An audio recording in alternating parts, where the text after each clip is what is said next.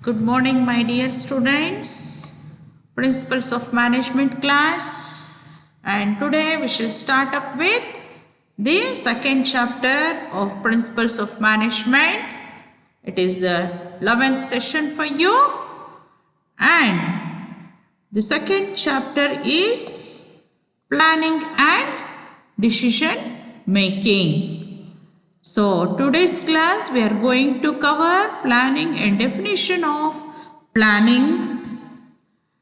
And in the last class we have discussed regarding the contributions of Peter F. Drucker and contribution of C.K.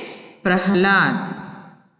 And learning objectives of this particular session is the students will be able to define the first function of management, planning. That is, in the previous chapter, while discussing the functions of management, we have come across the various important functions of management. The first function of management was planning. So, we shall deal about the planning and especially the meaning and definition of planning in this class. And the session's outcomes are the students will be able to define the first function of management after attending this class. And coming to the planning. Planning. What is planning? So, meaning of planning. Planning is the process of thinking about the activities required to achieve a desired goal. So, planning is essential both in personal life as well as for the organization. In personal life or daily life, we plan various things, or we may plan our career. How should our career move?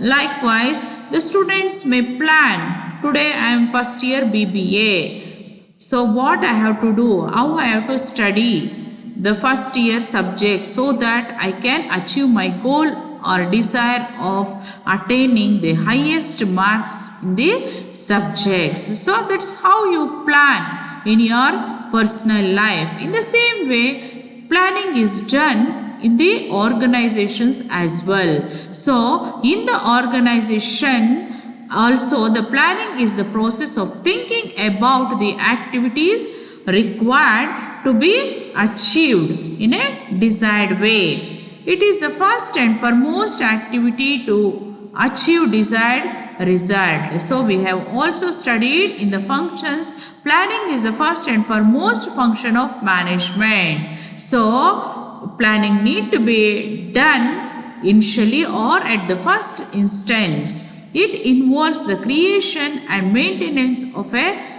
plan. So one should create and maintain a plan such as psychological aspects that require conceptual skills. So to plan, even psychological aspects as well as conceptual skills are required in order to think about the things that we need to achieve and plan them accordingly so that the organization can achieve its goals in a desired way. Definition of planning. Planning is the thinking process. So it is a thinking process, the organized foresight, that is, we foresight what may happen in future, that we predict today and plan today for future. The vision based on facts and experiences that is required for intelligent action. And this is the definition given by Alfred and Betty. Planning is deciding in advance. So planning is nothing but deciding in advance. Planning ಅಂದ್ರೆ ಮುಂಚಿತವಾಗಿ ಏನು ಮಾಡಬೇಕು ಅಂತ decide ಮಾಡೋದು. What to do, ಏನು ಮಾಡಬೇಕು, how to do, ಹೇಗೆ ಮಾಡಬೇಕು, and who is to do, ಯಾರು ಮಾಡಬೇಕು. Planning bridges the gap from where we are to where we want to go. So planning bridges the gap between where we are and where we ought to go. It makes it possible for things to occur. Planning makes things to occur in a desired way which would not otherwise happen.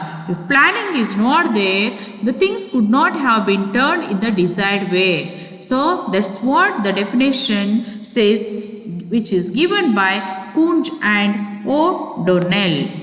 So in today's class we have learnt about meaning of planning and the definitions of planning.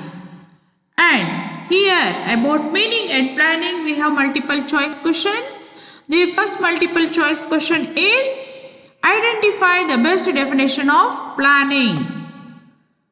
Setting an organization's objectives and the means of reaching them.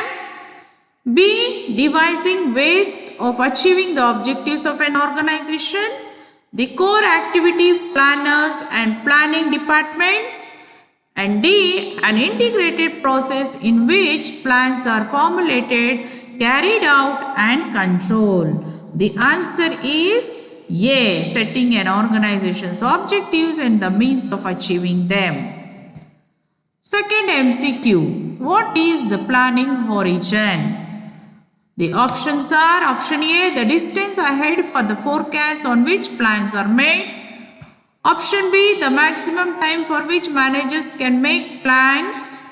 Option C, the time between making a plan and putting it into effect. Option D, the time ahead for which there is no information. The answer is the C option, the time between making a plan and putting it into effect. MCQ 3. Name the functions of management which involve setting objectives and developing appropriate courses of action to achieve these objectives. Option A, is it directing? Is it organizing? Is it planning? Is it staffing? The correct answer is option C, planning. MCQ 4. Which of the following statements is not true with reference to planning? Planning is a prerequisite for controlling. A option. B option. Planning does not lead to rigidity. C. Planning enables a manager to look ahead and anticipate changes. And D. Planning facilitates coordination among departments and individuals in the organization. The option is option B. Planning does not lead to rigidity. And MCQ 5. What is known as the primary function of management? Option A, is it staffing? B. Planning. C. Organizing. D. Directing. The primary function of management is option B, planning. So for further reference, you can reference the books written by Prasad L.M. and Kunj O'Donnell of Principles of Management books. Thank you, students. See you in the next class.